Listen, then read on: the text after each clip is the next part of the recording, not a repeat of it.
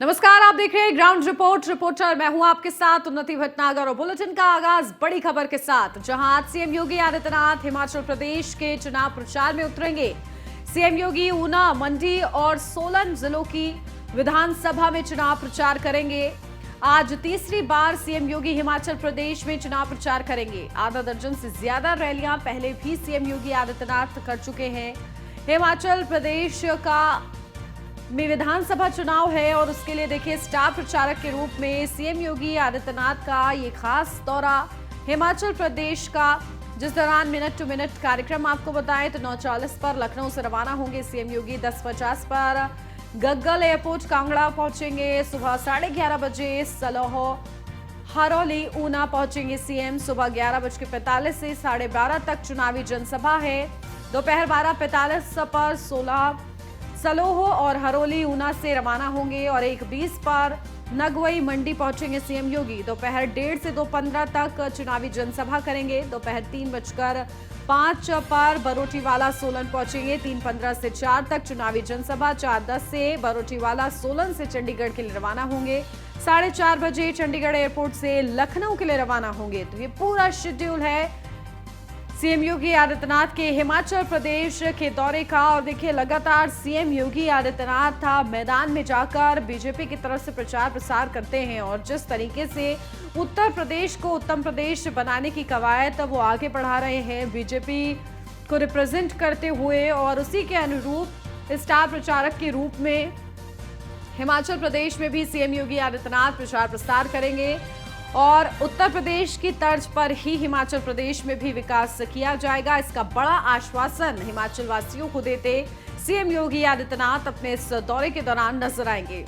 तो खास और बेहद ही महत्वपूर्ण ये दौरा है सीएम योगी आदित्यनाथ का हिमाचल प्रदेश का। हिमाचल प्रदेश में विधानसभा चुनाव होने हैं और इसकी जो है तैयारियां जोरों पर हैं, जहां बड़े बड़े दिग्गज मैदान में उतर रहे हैं।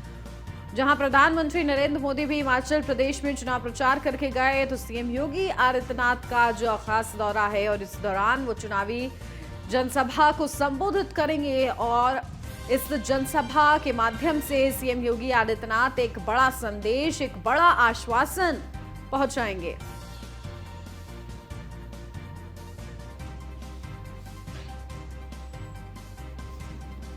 और चलिए सीधा रुख कर लेते हैं, हमारे संवाददाता अश्विनी द्विवेदी हमारे साथ जुड़ गए हैं। अश्विनी, क्या जानकारी? देखिए सीएम योगी आदित्यनाथ आज हिमाचल प्रदेश के दौरे पर जा रहे हैं और स्टार प्रचारक के रूप में सीएम योगी आदित्यनाथ का एक अलग ही रुख देखने को मिलता है। और चुनाव हो और सीएम योगी आदित्यनाथ मैदान में ना उतरे, प्रचार ना करें, तो कहीं ना कहीं चुनाव ऐसा लगता है कि फीका सा है। तो आज भी उनका पूरा स्केड्यूल तैयार है, इसके अनुरूप क्या संबंध में जानकारी?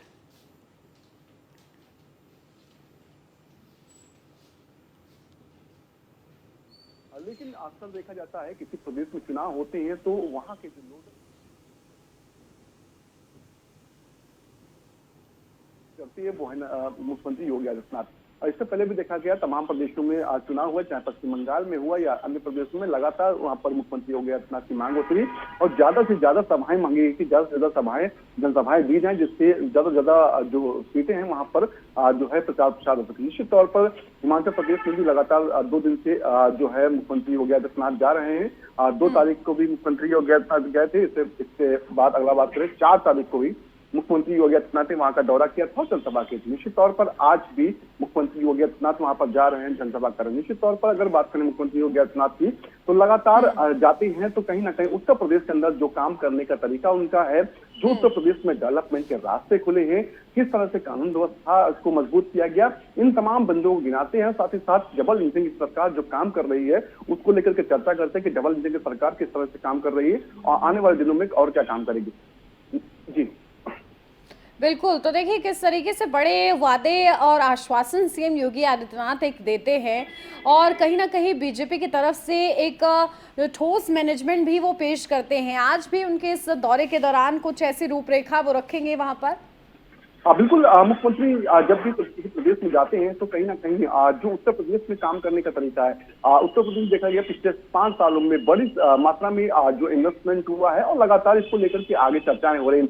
अभी हाल ही में अगले साल ही उत्तर प्रदेश में एक बड़ी इन्वेस्टर समिट होने वाली है, जिसमें तमाम देशों के प्रतिनिधियों को बुलाया गया। उत्तर प्रदेश में कहा गया कि आप आइए, इन्वेस्ट कीजिए। निश्चित तौर पर इसके अलावा कानून व्यवस्था को लेकर के भी काम किया गया, क्योंकि किसी प्रदेश में अगर कोई व्यापारी आना चाहता है, कोई इंडस्ट्री लगनी चाहती है, सबसे पहला जरूरी काम होता है कि वहाँ की कानून व्यवस्था बेहतर हो। क्योंकि जब देखा जाता था कि अक्सर जो बाहरी लोग आते थे यहाँ व्यापार करने के लिए, तो उनको कहीं ना कहीं एक तरीके से हफ्ता देना पड़ता था, वसूली होती थी, जिससे चलते कहीं ना कहीं वो उत्तर प्रदेश के अंदर काम नहीं कर पा रहे थे। निश्चित तौर पर उसी पर मुख्यमंत्री योगी आदित्यनाथ लगाम लगाया, तमाम जो अपराधी थे उनको जेलों के पीछे पहुंचाया। निश्चित तौर पर उसका फायदा आज मिल रहा, बड़ी संख्या मात्रा में उत्तर प्रदेश में इन्वेस्ट हो रहा है। और कहीं ना कहीं इन चीजों का जब जिक्र जो मुख्यमंत्री योगी आदित्यनाथ करेंगे, तो कहीं ना कहीं जो हिमाचल प्रदेश की जनता है वो कहीं ना कहीं भरोसा कर पाए कि आने वाले दिन उसके लिए भी बेहतर होने वाले हैं। जी बिल्कुल। और देखिए अश्विनी, किस तरीके से प्रधानमंत्री ने प्रचार प्रसार किया, तो करोड़ों की सौगात दी उन्होंने, और साथ ही साथ प्रधानमंत्री की तरफ से भी बड़ा आश्वासन दिया गया। तो यकीनन जो एक जिस तरीके से यूपी मॉडल रहा है, प्रचलित रहा है, प्रसिद्ध हो रहा है धीरे धीरे करके, और उत्तम प्रदेश बन रहा है, उसी की तर्ज और उसी की एक तस्वीर कहीं ना कहीं सीएम योगी आदित्यनाथ हिमाचल प्रदेश वासियों को भी दिखाने का प्रयास करेंगे। बिल्कुल, प्रधानमंत्री जब किसी प्रदेश में चुनाव प्रचार के लिए जाते हैं तो इस दौरान देखा जाता है कि उत्तर प्रदेश के मॉडल का जिक्र करते हैं। ओडीओपी एक ऐसा मॉडल रहा उत्तर प्रदेश का जिसने विश्व में देश में एक अच्छी पहचान बनाई, अलग पहचान भी बनाई, और उत्तर प्रदेश को हाल ही में सम्मानित दिया गया है। निश्चित तौर पर ओपीओडी के माध्यम से तमाम जो छोटे प्रोडक्ट थे, छोटे जिले थे, वहां कहीं ना कहीं व्यापार के रास्ते खोले गए। निश्चित तौर पर प्रधानमंत्री इन चीजों का जिक्र करते रहते हैं, और किसी भी प्रदेश, चाहे छोटा प्रदेश हो या बड़ा प्रदेश है, उसका जो स्थानीय व्यापार होता है वो सबसे बेहद जरूरी होता है। निश्चित तौर पर देखा गया उत्तर प्रदेश में उसी को बढ़ावा दिया गया, चाहे वो लोन देना हो, चाहे चीजें आसान करना हो, चाहे जमीन अधिग्रहण के लिए जरूरी चीजें हों, सब पर सरकार ने काम किया। निश्चित तौर पर जब प्रधानमंत्री जाते हैं, इन चीजों का जिक्र करते हैं, कहीं ना कहीं हिमाचल प्रदेश की जनता को भी लगेगा कि उत्तर प्रदेश के जिस तरह का विकास हो रहा है वो सा विकास ही हिमाचल प्रदेश में भी होगा, और कहीं ना कहीं आने वाले दिनों में जब चुनाव होगा तो इन चीजों को लेकर के वहां की जनता वोट कर सकती है। जी बिल्कुल ठीक है अश्विनी, आप बने रहिए हमारे साथ, लौटती हूँ आपके पास ज्यादा जानकारी के लिए। और बढ़ते हैं आगे, दिल्ली से महत्वपूर्ण खबर, जहां ईडब्ल्यूएस कोटे पर आज फैसला आएगा। सुप्रीम कोर्ट इस मामले में अपना फैसला सुनाएगा। संविधान में 103वें संशोधन की चुनौती दी गई है। याचिका में 10% आरक्षण को चुनौती दी गई है। साल 2019 में संविधान संशोधन के तहत इसे लागू किया गया था। सुप्रीम कोर्ट ईडब्ल्यूएस कोटा कानून की वैधता पर अपना फैसला सुनाएगा। तो देखिए ये महत्वपूर्ण खबर है, संविधान में 103वें संशोधन को चुनौती दी गई थी, आज उस पर फैसला है। याचिका में 10% आरक्षण को चुनौती दी गई है, और इसी को लेकर आज सुप्रीम कोर्ट की तरफ से क्या कहा जाता है, इसको लेकर सभी की नजरें हैं। साल 2019 में संविधान संशोधन के तहत इसे लागू किया गया था। सुप्रीम कोर्ट ईडब्ल्यूएस कोटा कानून की वैधता पर आज अपना फैसला सुनाएगा। तो ये महत्वपूर्ण खबर है, जहां ईडब्ल्यूएस कोटे पर आज सुप्रीम कोर्ट का क्या फैसला रहता है, क्या रुख रहता है, ये देखना होगा। इस पूरे मामले में क्या बात कही जाती है सुप्रीम कोर्ट की तरफ से, क्योंकि संविधान में 103वें संशोधन को चुनौती दी गई थी, और ऐसे में उस चुनौती को स्वीकार करता है सुप्रीम कोर्ट या फिर इनकार करता है, क्योंकि तमाम दलीलें पेश की गई हैं। अब आपको बताते हैं, आरक्षण का उद्देश्य सामाजिक भेदभाव को दूर करना, आर्थिक आधार पर आरक्षण संविधान के मूल, तो वहीं अगर गरीबी आधार है तो उसमें SC ST को भी जोड़ा जाए। ये याचिकाकर्ता की दलील है जो हम आपको बता रहे हैं। विस्तार से बताते हैं कि आरक्षण का उद्देश्य सामाजिक भेदभाव झेलने वाले वर्ग को उत्थान था। आर्थिक आधार पर आरक्षण संविधान की मूल भावना के खिलाफ, अगर गरीबी आधार है तो उसमें SC ST OBC को भी जोड़ा जाए। ये व्यवस्था 50% आरक्षण सीमा का उल्लंघन है। ये याचिकाकर्ता की दलील थी, और इसी के तहत इस संशोधन को चुनौती दी गई थी, और आज सुप्रीम कोर्ट पर इसी पर फैसला आएगा। तो देखिए वही ईडब्ल्यूएस कोटे को लेकर सरकार की क्या दलील है, ये भी आपको बताते हैं कि हर तबके में असमानता मिटाने की कोशिश करना सरकार का कर्तव्य है। ईडब्ल्यूएस को समानता का दर्जा दिलाने के लिए ये व्यवस्था जरूरी है। इस व्यवस्था से आरक्षण पा रहे किसी दूसरे वर्ग को नुकसान नहीं। 50% आरक्षण सीमा संविधान का प्रावधान नहीं, सिर्फ सुप्रीम कोर्ट का फैसला है। अपडेट ले लेते हैं, हमारे संवाददाता पीयूष तिवारी हमारे साथ जुड़ गए हैं। पीयूष, क्या जानकारी? देखिए, आज सबकी निगाहें टिकी हैं कि आखिर इस दलील को, इस संशोधन को चुनौती देने वाली याचिका पर क्या कुछ सुप्रीम कोर्ट की तरफ से फैसला आता है, क्या कुछ जानकारी, क्योंकि दलीलें दोनों की ही तरफ से दी गई हैं। जी बिल्कुल, अगर हम बात करें तो शिक्षा और सार्वजनिक रोजगार में आर्थिक रूप से कमजोर वर्गों यानी ईडब्ल्यूएस के लिए 10% आरक्षण की शुरुआत हुई थी और एक संवैधानिक की व्यवस्था को निर्धारण के मामले में आज सुप्रीम कोर्ट आज फैसला सुनाएगा और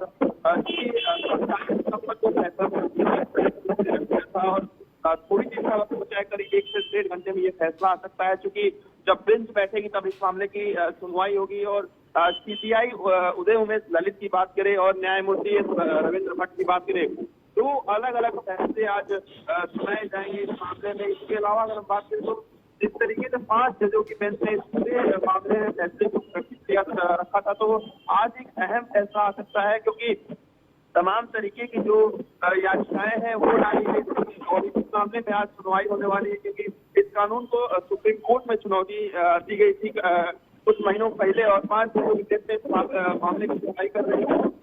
और इसी तौर पर याचिका में कहा गया है कि SC/ST और OBC के भी गरीब लोग हैं और यह आरक्षण केवल सामान्य वर्ग के लोगों को क्यों दिया जाता है, इससे 50% के आरक्षण के नियम का उल्लंघन होता है। और पहले से ही OBC को 27%, SC को 15% और ST के लिए 7.5% का कोटा तय किया गया है। ऐसे में 10% EWS कोटा 50% के नियम को होता है। थोड़ी देर में जब सुप्रीम कोर्ट में सुनवाई होगी तो स्थितियां स्पष्ट हो जाएंगी, क्योंकि अगर बात करें तो जिस तरीके से केंद्र सरकार ने संविधान करके EWS कोटे का प्रावधान किया था और जब सुनवाई होगी तो बिल्कुल पीयूष, देखिए लगातार आप इस खबर पर नजर बना के रखिएगा। बहुत शुक्रिया आपका तमाम जानकारी के लिए।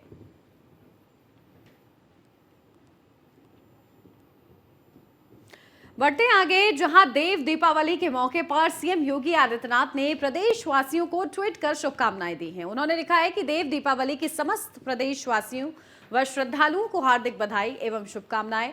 बाबा विश्वनाथ की पावन धरा पर मनाया जाने वाला ये महापर्व सभी श्रद्धालुओं के जीवन को सुख, समृद्धि तथा आरोग्यता के आशीर्वाद से अभिसिंचित करे, यही कामना है।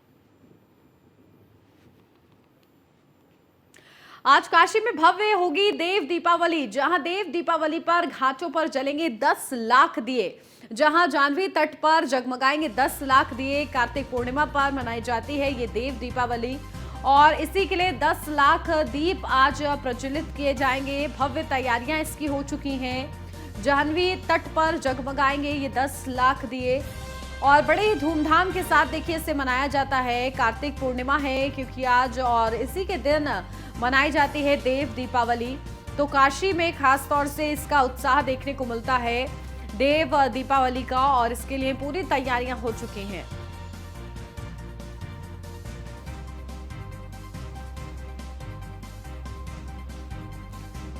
तो देखिए खास ये बड़ी जानकारी देव दीपावली को लेकर, ये तैयारियों का आपको एक अनोखा दृश्य भी दिखा रहे हैं कि किस तरीके से घाटों को, तट को सजाया गया है रंग बिरंगी लाइटों से। और देव दीपावली क्योंकि बड़े ही धूमधाम से मनाई जाती है और वाराणसी में इसका खासी उत्साह देखने को मिलता है। 10 लाख दिए आज भी जगमगाएंगे। जाह्नवी तट पर तैयारी की गई है कि 10 लाख दिए जो है प्रज्वलित किए जाएं। कार्तिक पूर्णिमा पर खासतौर से देव दीपावली मनाई जाती है और आज कार्तिक पूर्णिमा के अवसर पर देव दीपावली पूरे ही भव्य तरीके से मनाई जाएगी और इस दौरान 10 लाख दीप प्रज्वलित होंगे और बेहद ही धूमधाम से इसे मनाया जाता है। लोगों की आस्था इससे जुड़ी हुई है। बड़ी संख्या में लोग देखिए इस रौनक का हिस्सा बनते हैं। अपडेट देते हैं, हमारे संवाददाता डॉक्टर संतोष ओझा हमारे साथ जुड़ गए हैं। संतोष, क्या जानकारी? देखिए आज देव दीपावली मनाने के लिए भव्य तैयारियां आप वहां पर देख रहे होंगे, क्या कुछ जानकारी मौके से? है जो साल में एक दिन आता है और ये लोक पर्व है। सबसे बड़ी बात जो आज होगी वो शाम को, या यूं कहा जाए कि सूर्यास्त के साथ ही बनारस के सभी घाटों पे, तालाबों पे, देव स्थानों पे न केवल दीप से जगमग होंगे बल्कि एक उल्लास और एक हर्ष देखा जाएगा। जैसा कि आपने कहा कि सीएम ने भी ट्वीट किया है, लोगों को बधाइयां दी है, तो समझा जा सकता है कि इस पर्व का जो महत्व है, ये इस पर्व का जो महत्ता है, कल मुख्यमंत्री खुद इस पूरे तैयारी की जायजा लिए हैं, बोट के द्वारा घाटों पे घूम के। यही नहीं, अधिकारियों को दिशा निर्देश दिए हैं। शहर के तमाम जो रूट हैं, जो सड़कें हैं, उनको डाइवर्ट कर दिया गया है, क्योंकि पूरे देश से ही नहीं, विदेशों से भी लोग इसे देखने आते हैं। मनोहारी दृश्य होता है, लोगों को एक अद्भुत आनंदित करता है ये दृश्य। और सबसे बड़ी बात जो ये है वो ये कि ये एक लोक पर्व के साथ ही साथ एक देव पर्व है, एक अनुष्ठान है। और इस अनुष्ठान में ये सबसे खास बात होती है कि बनारस के सभी 84 घाटों पे लगभग सब लोगों द्वारा इसे सजाया जाता है। और उससे भी बड़ी बात ये होती है कि आज महाआरती का आयोजन किया जाता है। ये अलग चीज है कि ये जो तिथि है, देव दिवाली की जो तिथि, पूर्णिमा तिथि है, वो कल है, लेकिन चंद्र ग्रहण होने के कारण इसे लगभग 24 घंटे पहले मनाया जाएगा।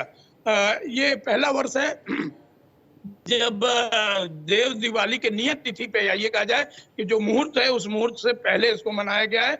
इसमें जो धार्मिक अनुष्ठान है, धार्मिक जो कारण है वो इंक्लूड है। लेकिन कुल मिला के यदि बनारस के साफ सफाई की, सुंदरता की, व्यवस्थाओं की, या फिर इसके तैयारी की बात की जाए तो पूरे लोग दिल और तन मन से लगे हुए हैं। गंगा के इस पार, या ये कहा जाए कि गंगा का पश्चिमी तट या फिर पूर्वी तट, दोनों तटों पे अद्भुत नजारे होंगे। शिव के नगरी का सबसे जो बड़ी बात होगी वो ये कि जो नमो घाट है और चेत सिंह घाट है, दो ऐसे घाट होंगे जहां पे लेजर शो का आयोजन होगा। और लेजर शो में भी इस बार जो तकनीक की सबसे अच्छी तकनीक है वो 3D लेजर लाइट की व्यवस्था की जाएगी, जिसपे लगातार न केवल काशी की महिमा, काशी जो जुड़ी हुई कथाएं, काशी के आध्यात्मिक महत्व और काशी के जो देव पुरुष हैं, या ये कहा जाए कि जो महापुरुष हैं, उनका जो यहाँ पे जन्म हुआ, उनका जो कार्य क्षेत्र रहा है, उनका जो सिद्धि का स्थल रहा है, उनको भी दर्शाया जाएगा। समझा जा सकता है कि इन सबों के पीछे का मकसद सिर्फ और सिर्फ ये है कि जो आए हुए सैलानी है, उन सैलानियों को काशी के विषय में ज्यादा से ज्यादा रूबरू कराना, काशी की महत्ता को बताना। और यही नहीं, काशी के लोगों को एक जो उत्साह लोगों का है, जो तैयारियों का जो एक स्ट्रीम जो है, वो न केवल आज देखी जाएगी, बल्कि ये कहा जाए कि घाटों पे शाम होने के साथ पूरा बनारस उमड़ेगा, भीड़ों का एक अजीब आलम होगा। जो गंगा तट है, या ये कहा जाए कि गंगा की लहरें हैं, उस पे लगभग हजारों नाव एक साथ चलेंगी। रूट डाइवर्सन किया जाता है। आज के दिन गंगा नदी में एक लेन बनाई जाती है, जिसमें एक तरफ से जाने के लिए, एक तरफ के लिए आने के लिए होता है। 3 सेक्टर में इस पूरे लगभग 7.5 किलोमीटर लंबे गंगा तट को बांटा गया है और 3 अलग अलग सेक्टर मजिस्ट्रेट की नियुक्ति की गई है।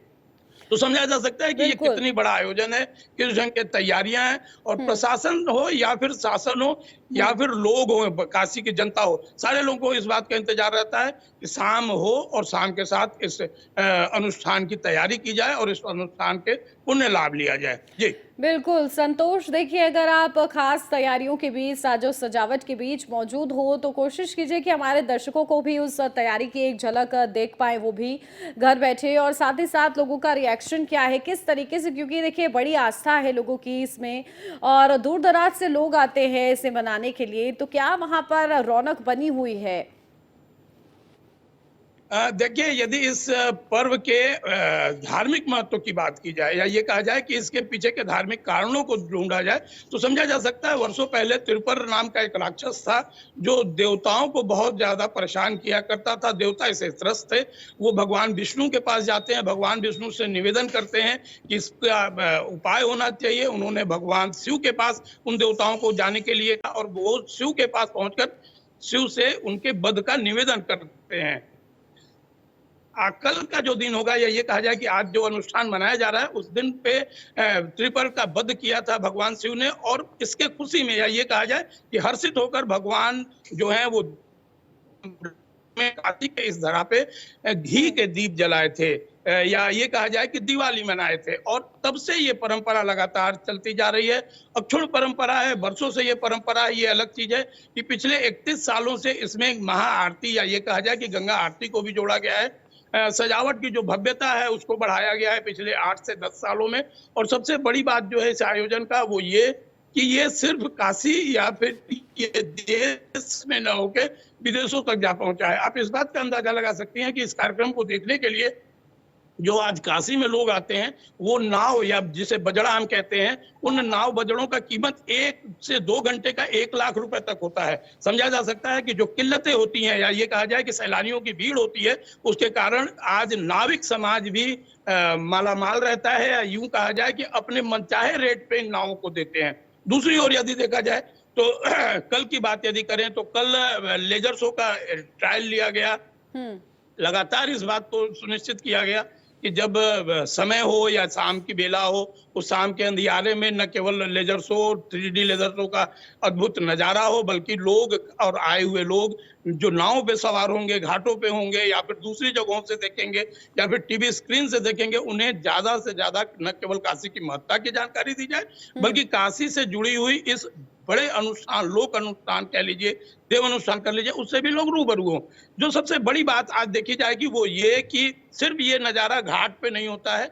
बनारस कुंडों का भी शहर माना जाता है, तालाबों का भी शहर माना जाता है, देवस्थानों का शहर माना जाता है। यही कारण है कि चाहे वो देवस्थान हो, कुंड हो, तालाब हो, इन सब जगहों पे न केवल उस घाट को सजाया जाएगा, बल्कि जो दीपों की एक लंबी लरी होगी, दीपों की जो एक लंबी कड़ी होगी, उसको न केवल प्रकाशित किया जाएगा, बल्कि ये कहा जाए कि उस प्रकाश से लोगों को एक संदेश दिया जाए, में प्रकाश आए, लोग अपने आप को आनंदित महसूस करें और उनके आने वाले दिनों का जो प्रकाश है वो यूं ही बना रहे। जी बिल्कुल। और देखिए तट पर 10 लाख दिए प्रज्वलित किए जाएंगे। करीब कितने वॉलंटियर्स इस दौरान मौजूद रहेंगे, क्या तैयारी उसकी? देखिए जो 10 लाख दीप की बात है वो प्रशासनिक रूप से दिया जाएगा लोगों को, पब्लिक को, या ये कहा जाए कि काशी के तट पे रहने वाले काशी वासियों को, संस्थाओं को। लेकिन ये दीप की संख्या सिर्फ 10 लाख नहीं होगी, ये संख्या लाखों में होंगी। समझा जा सकता है ये संख्या इसलिए लाखों में होगी क्योंकि जो बनारस के घाट हैं, यदि हम सिर्फ घाट की बात करें तो ये 84 घाट है और इसके लंबाई की बात करें तो ये लगभग 7.5 किलोमीटर लंबी है। आप अंदाजा लगा सकते हैं कि 750 किलोमीटर पूरे रास्ते में या तट पे दीपों की एक लंबी लरी होती है जिनकी संख्या लाखों, कई लाख होंगे, ये कहा जाए ज्यादा अच्छा होगा।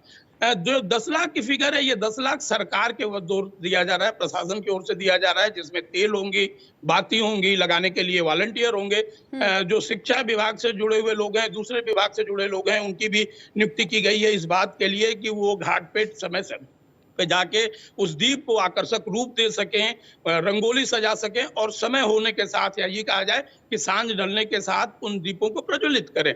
सबसे जो बड़ी बात होती है वो ये कि गंगा तट के पूर्वी हिस्सा, जिसे हम उस पार के नाम से जानते हैं, काशीवासी उस पार को कहते हैं, पूर्वी तट पे भी एक लंबी श्रृंखला बनेगी। हालांकि जो गंगा जी हैं उनका जो घटाव है वो बहुत अच्छा नहीं कहा जा सकता है, गंगा का लेवल थोड़ा ज्यादा है, लिहाजा कुछ परेशानियों का सामना निश्चित तौर पे किया जाएगा। लेकिन उत्साह की बात करें तो उत्साह कहीं से किसी में कम नहीं देखी जा रही है।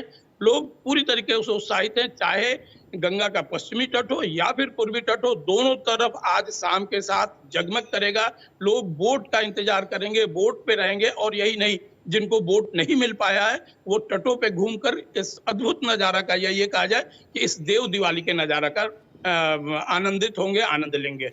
बिल्कुल ठीक है संतोष, आप लगातार इस रौनक पर नजर बना के रखिएगा। बहुत शुक्रिया आपका। नोएडा से अब खबर, जहां फेस थाना क्षेत्र की फैक्ट्री में भीषण आग लगी। फैक्ट्री में भीषण आग लगने से अफरा तफरी मच गई। घटना की सूचना बहुत देर बाद दमकल विभाग को पहुंचाई गई है। तो देखिए फेस थाना क्षेत्र की फैक्ट्री में भीषण आग लगी है और इस वजह से अफरा तफरी का माहौल वहां पर देखने को मिला। देखिए आग का गुब्बार किस तरीके से दिख रहा है और इसी से अंदाजा लगाया जा सकता है कि कितनी भीषण ये पूरी आग रही है। और घटना की सूचना बहुत देर बाद दमकल विभाग तक पहुंची है, तो इसे बुझाने में भी काफी वक्त लगा है और इस दौरान नुकसान भी हुआ है। चलिए सीधा अपडेट लेते हैं, हमारे ब्यूरो चीफ निशान शर्मा नोएडा से हमारे साथ जुड़ गए हैं। निशान, क्या जानकारी, देखिए क्या वजह रही जिसकी वजह से इतनी भीषण आग लगी है?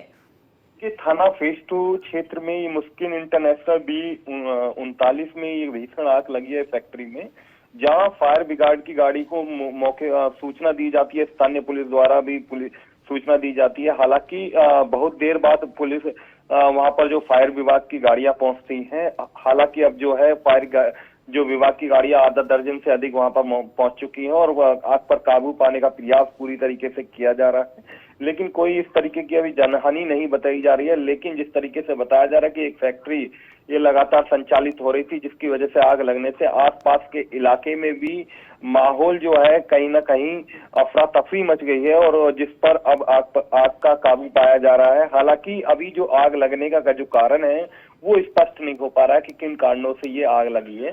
पूरा मामला जो है थाना फेज 2 क्षेत्र का मामला है, जहां इस फैक्ट्री में आग लगी है।